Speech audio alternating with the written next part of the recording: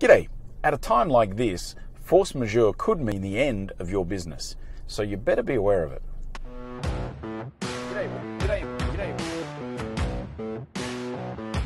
Greetings from a kind of spooky shopping centre car park here in KL in Malaysia. We are T-1. We go into a lockdown tomorrow. It's kind of a limited lockdown really, because I believe we're still actually allowed out of our houses, but it is non-essential services that are all closed. Non-essential services and businesses are all closed. So that, of course, means my business. And a lot of people at this time are starting to look at their contracts in the fine detail, and they're finding this clause called force majeure, and it's something that's coming up a lot. And basically what that clause is all about is unforeseen circumstances that prevent one party or another from fulfilling their contractual obligations.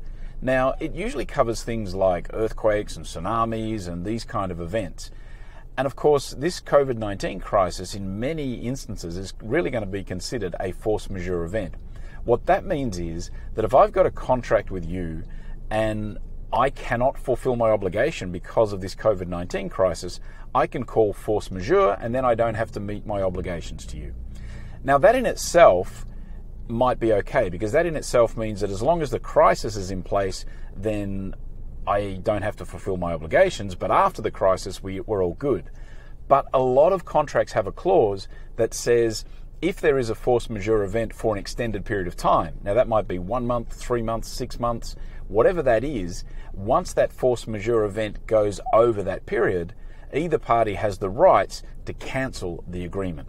So what that means, you could have a long-standing contract with somebody. You could have a force majeure event like the COVID-19 crisis. You might have a clause that says if this crisis goes on for more than 3 months, then all bets are off, the contracts are cancelled.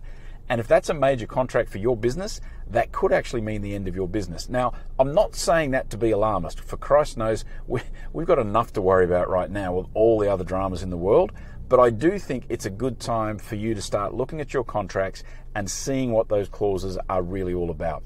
Force majeure. Go check it out. Google it. If you've got any questions, drop me a line. Let me know, because let's face it, I'm on lockdown for the next 2 weeks, so I'm probably going to have time to answer your questions. Alrighty, that is it for today. I do thank you for your time. I will be back again tomorrow from lockdown. Until then, everybody, please stay safe and try and keep a smile on your face as best as you can. Alrighty, see ya.